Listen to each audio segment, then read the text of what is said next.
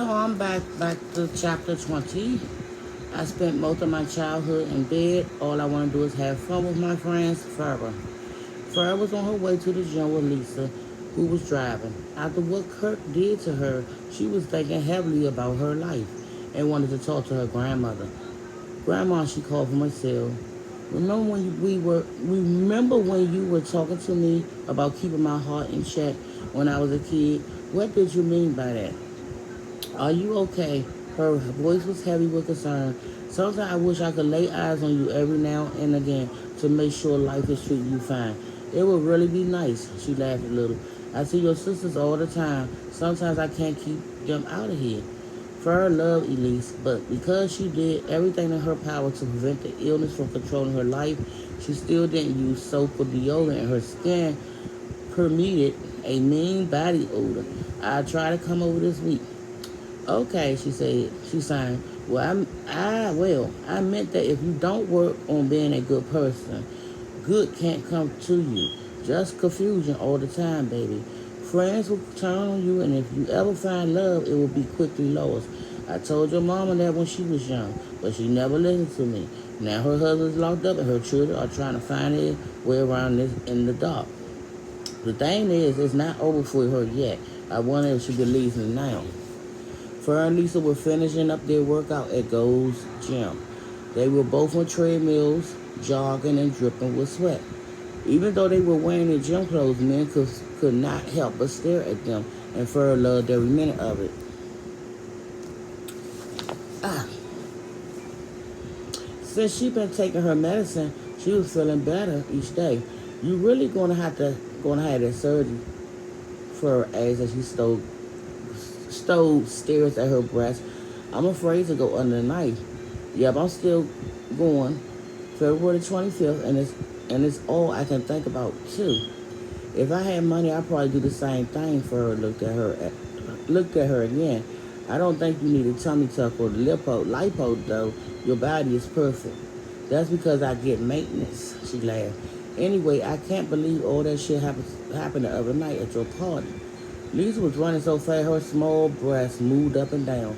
I wanted to have a good time. I didn't expect all that. I know that dude was actually going to rape me with all those people in the house and shit. He wasn't even supposed to be there. Lisa tried to catch her breath, but you and your sister beat the brakes off his ass on the way out. He said you bit him. Yeah, to get him off of me. I really didn't need to because my sister loves to fight. Bird said, remember how Kurt her in the closet. I'm just glad she was there. Right. You sure you don't know who that was trying to kill me? Because they kept saying your name. My mother, who I haven't spoken to in a long time, said I should move when I told her that happened at your apartment already. Fur hit the button to slow down. Why you tell your mother all that stuff? She smiled awkwardly. It wasn't even that bad. I'm not playing. I'm not paying that woman any attention, she laughed. And it was bad, but normally I carry my gun with me. I'm mad I didn't have it at that time. Guess I thought I didn't need it. You got a gun? Don't all girls? Lisa laughed. I just hope that shit don't happen again because the next time somebody try to touch me, there's going to be trouble. It shouldn't have happened.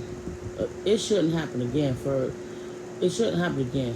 Ferd didn't tell her about Tank, and she had so many enemies. It could have been anybody's guess. The conversation she just had with Elise was fresh in her mind, so she was trying not to lie. Well, they really thought I was you. Lisa ran faster during her last minute. You cute, girlie, but I ain't trying to die in your honor. Trust me, I just think it was a robbery gone wrong. Farrah patted her face with a towel. People think because I deal with Randy, I got money. I'm sure that's what it was. Don't worry, you're safe at my house. You talked to Coconut? She asked, looking over her. Because she didn't seem too happy when she left the party the other night. Farrah shook her head. You should call her. She seems nice. I was going to invite them over some day this week for dinner. I did call, and she never answered the phone. You gotta watch my friends, though. They real sometimey. You saw everybody together and thought shit was cool, but they talk behind each other back all the time. We not tight like that anymore. Stay away from them, trust me. You said they were your best friends. For remained silent. Lisa looked at her and laughed. For I hope you not one of them girls that get judged when they friends meet each other. She said as her cool down person. She said as her cool down period kicked in, allowing her to walk instead of run. She leaned on the bar for support. That kind of cruddy shit is for kids. We grown as women now and gotta act like it. It's not even like that. It's just that Coconut can be real fake. Plus, she be so far up her friend's shining ass that she could kiss the inside of her mouth. She know I don't like that bitch. What kind of shit is that? Friends supposed to have each other's back. Lisa felt she was being immature. I'm serious. Rhonda is my friend and I brought her all that shit for her baby shower. And Coconut said she bought it. She was lying so much she had no idea what she was talking about anymore. She tried to turn her against me. I went ahead and told Rhonda last night when I finally got her on the phone that Coconut don't fuck with her like that. You don't know them, they troublemakers. Now I know why her own mother pushed shit in her face when she was a kid. Lisa frowned. What? Why would she do that? Maybe she was an outsider and a liar. Fur dropped her head. Her words a lie brought up bad memories. Coconut family is a bunch of murderers. Her father killed his boy and his family just because he bumped into his car and scratched the paint. And they even killed my friend Dio's mother. Do the police know about all this? No. I'm too afraid to tell, she swallowed. And the only reason I'm letting you know is because you're my roommate and Coconut can be sneaky. Fur lied so much in her 40 seconds that her head hurt. She will have to drink orange juice and a chocolate syrup later. She mixed the truth and twisted all she mixed the truth and twisted it around all to hide who she was. She was digging holes deep enough to get lost in forever. Everything Lee said on the phone went out the window. Wow, first off, if Coconut mother did that shit to her, she needs to be destroyed. That's some heartless shit that should never be done to anybody. Lisa's words scratched up feelings and fur, since it was actually her reality. And if they murder anybody, they'll get what's coming to them sooner or later. People like that always do. It just seemed like they were all very nice girls, but I guess you never really know anybody. They both got off the treadmills and moved towards the locker. You're right about that. You never know anybody, for a repeater. Even though she should have stopped a long time ago, she couldn't stop making up stories as she went along. It was as if she were in a marathon of lies. Rhonda did say she better never see her because she's going to step to her, pregnant or not. They walked into the locker room. Based on you, your friends. Right, my y'all. There's always some interruptions, y'all. Oh. Based on you, your friend seems a little feisty than they look. For real, they remind me of me and my crew. Lisa moved to her locker and began spinning at the dial on her combination lock. Trust me, it's serious. Plus, Rhonda holding a secret over Coconut's head. What? Heavier than her family being murderers? Lisa stopped what she was doing and moved towards her. She giggled. Kinda. Coconut killed this man doing a hit and run some time back. We were in the car at the time and saw it. We don't talk about it, but we all remember. She can be real dangerous. You going overboard to convince me how Coconut is. Point taken, I'm leaving her alone. Fur opened her locker and grabbed her bag, leaving Lisa to her own thoughts. The moment she opened the door, she heard her phone ringing. When she removed it and saw an unknown number appear across the screen, she knew immediately it was her father. Hold on, Lisa, I gotta take this. I'm jumping in the shower. Fur looked at her feet with no shower shoes. Lisa kept walking and Fur shook her head. Nasty bitch, she said to her. She said to herself before answering the phone. Hi, Daddy. How you holding up?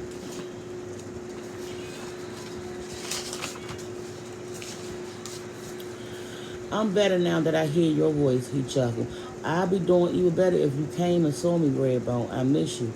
I'm sorry, Daddy. So much has been happening around here that I haven't had the time, but I'll try to come and see you next week. You need money or books, magazines? I can order them today so they'll send them tomorrow. You know I always take care of myself in here. I would never ask my family to fund my crime. I told you that before. The question is, do you need anything? Daddy, I'm fine, and I don't look at that. I don't look at it that way. You can't do stuff like order books and things like that. That's the least I can do, Dad. Do, Daddy, and I don't mind. I'm fine for now, really. Now, what's this I'm hearing from Dr. Martin that you aren't seeing him anymore? You can't play with your illness for one wrong move, and you could push yourself into the IQ stage. Daddy, I'm fine, she signed. What I'm doing now is working real good. I haven't had a real issue in a minute. Don't worry. While she was on the phone, a white girl got out the shower completely naked. She used a towel that should have been covering her body to dry her head instead. Fur hated when people walk around nude in the locker room. When the girl saw Fur staring, she rolled her eyes and Fur rolled her eyes back. The girl grabbed a can of hairspray from her locker, went to the mirror, and wrapped the damp towel around her body. Happy now, the girl asked, since you staring so hard. You still there? Upshur asked. Yeah, I'm just tired of dumbass bitches doing dumb ass shit. She rolled her eyes at the woman. I see you gotten spicier. You used to be the nice one. Don't change on me, baby. You sound like grandma now. She pulled her gym bag out the locker. How's the old lady doing? Good. Talked to her earlier today. Great. How's your mother? How are you and your mother? We fine. So you lying to me now. Daddy will be okay, but if you ask him, do I see her? The answer is no. We gotta work on getting this family healthy. The girls in the locker room started spraying her hair, and I wanted to talk to you about a few things I can't say over the phone. That's why I want you to come visit me. I heard some disturbing news that Dio's mother that I didn't know about until now that night. The night I was locked up. Daddy, the smell of hairspray drifting to Fur. Daddy, the smell of hairspray drifting to Fur nose and she started itching and coughing. She was doing so well that she thought she had to continue to be careful. Daddy, I gotta. Fur felt faint and suddenly was unable to stand. Fur, are you okay? Talk to me, baby, Usher screamed into the phone. When Fur woke up from the nightmare, she realized she was in her bed and not in the locker room. The last thing she remembered was talking to her father in the gym, and now Lisa, Mia, Coconut, and Rhonda surrounded her bed. How you feeling? Mia asked. She stood up and walked to the head of the bed, while Coconut and Rhonda stood at the end. You're in pain because you feel really hard on the floor. Fur rubbed her temples. What happened? I don't remember nothing after the gym. How did I get here? You had an outbreak, Mia. Mia said. Where's the medicine you said you had? I thought you were taking it. I think I missed the day. Fur looked at her friends, who seemed like they had an attitude. She never talked to them about her illness, and she wanted to keep it that way. Can I talk to Mia alone?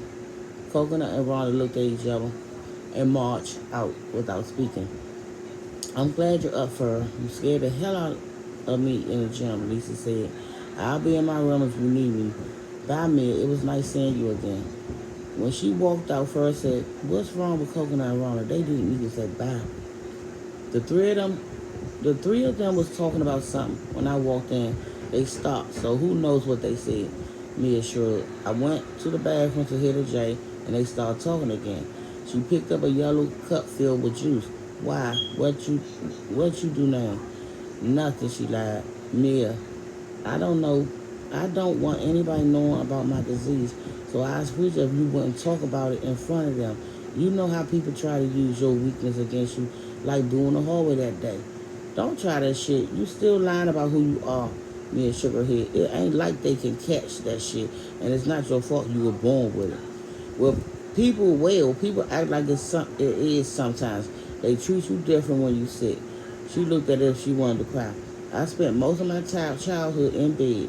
All I want to do is have fun with my friends, and I appreciate if you don't let them in on my business. My roommate either. Mia raised her hand and said, "Not a problem. They're your friends, not mine." Good. Do they know anything now? As far as they know, you were allergic to something and had a bad reaction. Fur felt dumb for not leaving the locker room when she saw the spray can. Is my face fucked up? She touched her cheek. Do I have sores on me and stuff? No, just your arms. You broke on highs as usual. Fur looked at her arms and was happy it wasn't too bad. The doctor said you had a panic attack like you always do when you think you're about to have an outbreak. He asks that's why you passed out. He says that's why you passed out. He doesn't think it was related to the illness. Which doctor? Fur frowned. Dr. Mark was at the hospital when he found out you were there. She sighed. Why did you tell him, Mia? Damn, you know I don't like his ass. Bitch, I was worried about you. Plus, he really does want to help. You gotta do what he says.